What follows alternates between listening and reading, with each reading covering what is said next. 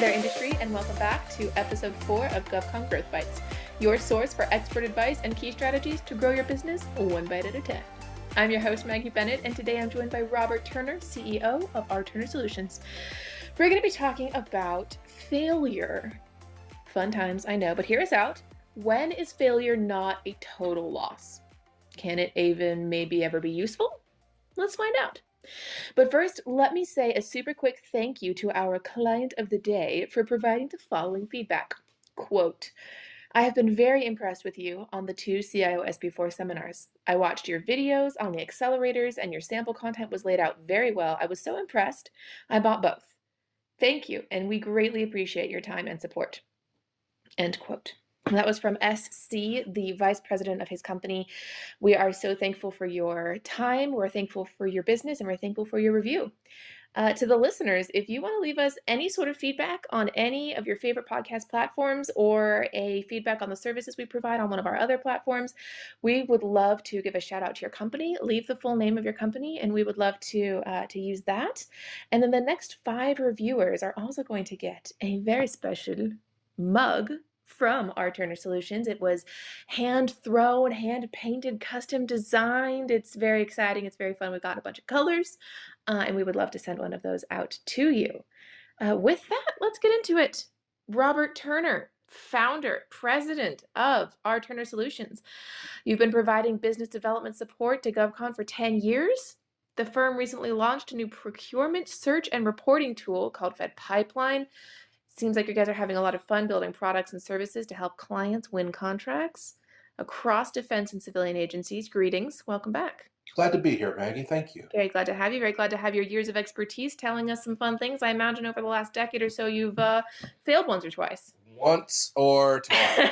But, you just like Mom taught you, get up, dust yourself off, keep moving.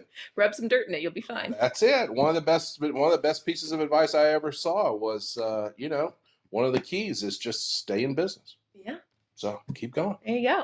I remember that you were the one who decided on the title for this episode, Failing Forward. What in the world does that mean? Well, we're human, right? We're never perfect. Relationships, building projects, business, school, food, like whatever it is. Sometimes it's great. Sometimes it's okay. Sometimes it's really not okay. Really not that great sometimes. Yeah. So that's like normal, right? So then the question is, in this context where we're talking about business development, right? So what does my firm do? We've been helping clients win contracts for the better part of 10 years. But anyone who's done work in this business knows that you're going to lose. Yeah. You can't help it.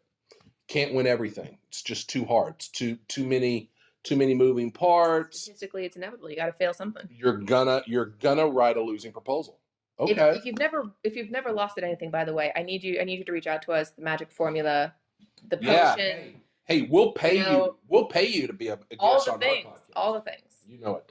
So you're gonna write a losing proposal. You're going to launch something that's not going to work. The question is, does that loss, quote unquote, add something to your firm, or was it just completely disposable? I don't know that my math teacher would like the loss equaling addition to the firm, but I like the metaphor. So failing forward, what is an example of that? Right. So business development, right? Where we often talk about the probability of win, and we like to put a percentage to probability. P-win. Isn't that a great term? We like to put a percentage to that, right? So, how much, what's my estimate on the probability that all of my effort is going to bear fruit, that I can actually win this contract? And then, different companies say, well, if my P-win is above 50% or above 75%, then it's worth me making the investment in continuing the capture, writing the proposal, doing all the things, right? Okay, fine. So you've got some kind of, notional P-win there. Everybody has a different way of calculating it. But what happens when you lose? Yeah. Even with a P-win of 75%, you got a 25% chance of loss. Somebody's going to lose. Got to lose. Somebody's going to lose. In most contract situations, they're only going to award one winner. What do you do if you lose? And so this whole concept of failing forward is to say your greatest asset, your most valuable asset in business is really not money. It's really time. Mm. You can waste time that you can't get back. Yeah. Like, we really appreciate our listeners who tune into our podcast. Yeah. You're investing time. You appreciate this content. We appreciate you. It's a good 20 minutes of your life you're never going to get back. Well, right, but we all just spent an hour of our day we're never going to get back. So did I invest that hour in a meaningful way that's going to move my business forward? Okay. Did I invest in this proposal in a way that's going to move my business forward within this customer base? So let's say I invest the time, I lose the contract. There's still something I can win from this? Oh, absolutely. Tell me about it.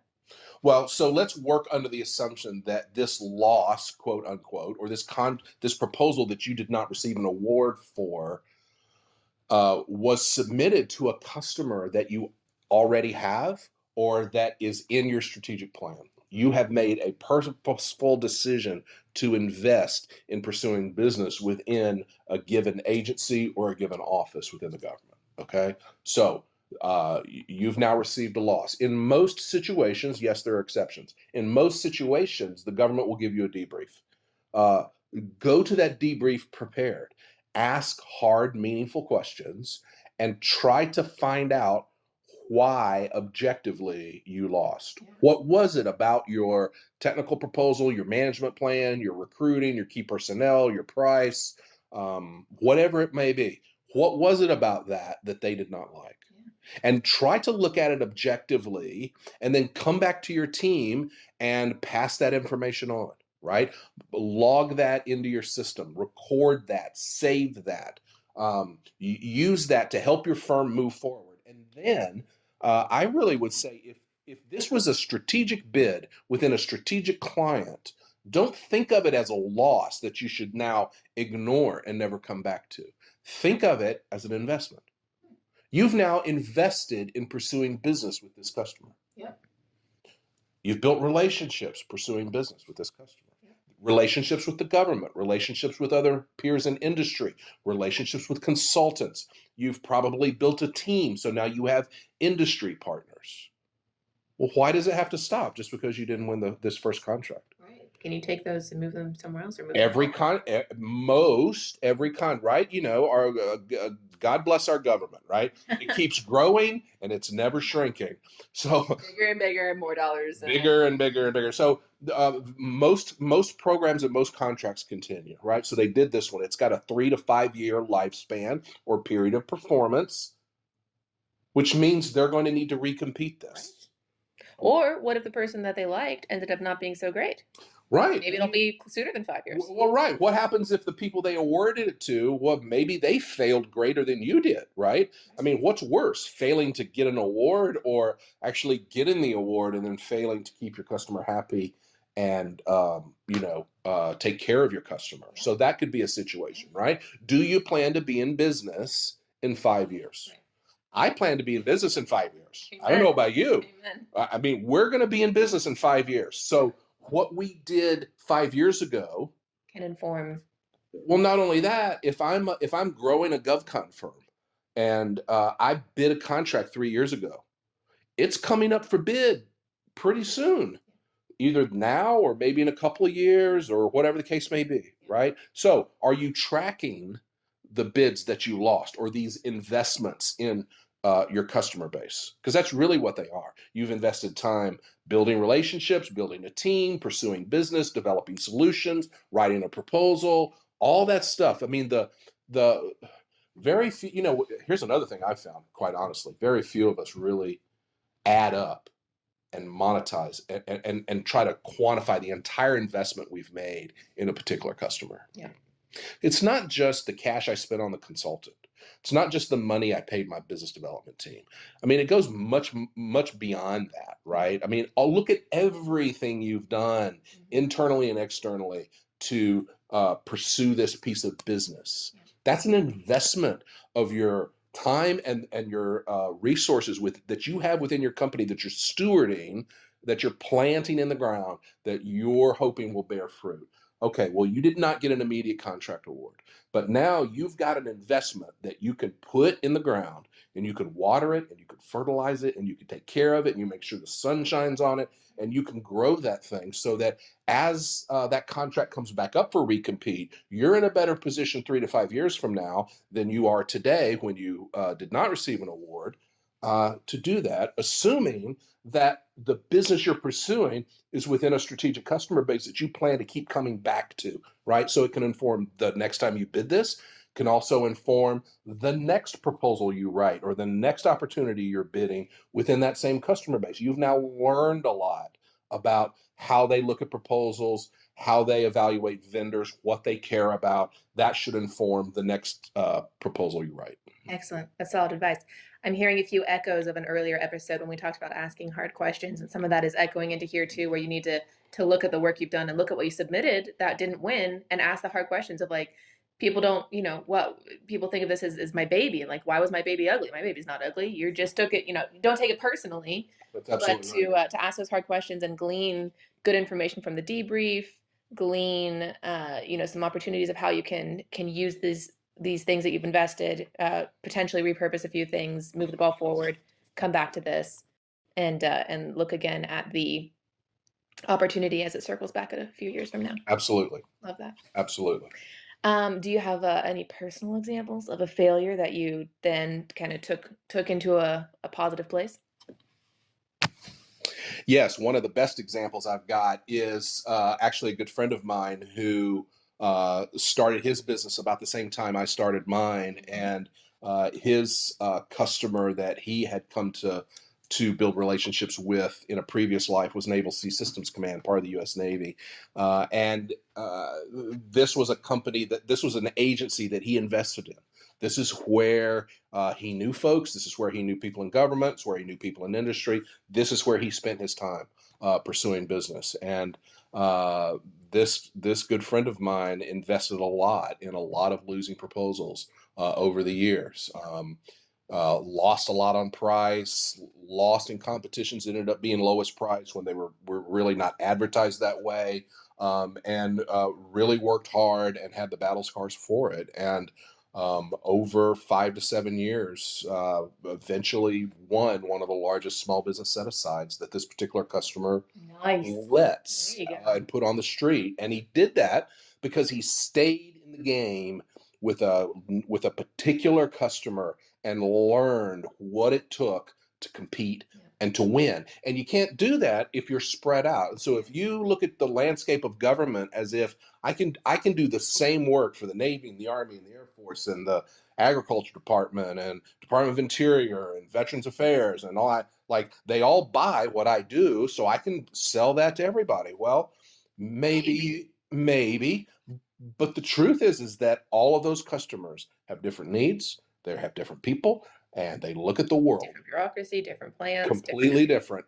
And so it's very hard as a small business specifically to be all things to all people. And even as you look at the larger firms, they set up divisions to service particular customers. Right. They don't use one division to serve the entire government base. Brilliant. So your friend worked really hard, invested a lot, lost a ton, but because he was focused, rather than, I didn't win, I'm going to go play over here in a different sandbox, he focused and he won massively at the end of the... Massively. Yeah. Right. Fantastic. Right. I love that. So in contrast to your very wise friend failing forward magnificently, what does it look like generally for a failure to be a deeper loss than it has to be? What does failing backwards look like? It means overestimating your capability and writing a proposal for a customer that maybe you don't have, for a capability that may not even be core to you, but just look like I could do that. And so I did it, but I can't use that again. I can't, that was not a good investment of time and resource, right? And then when you lost it, you just throw it away. Yeah. Or, other great examples, and we see this as a firm all the time. Clients come to us, they want us to help them get on a contract vehicle, whether it's a GSA government-wide vehicle, it's an agency IDIQ, it's an agency BPA, and we help them get on that.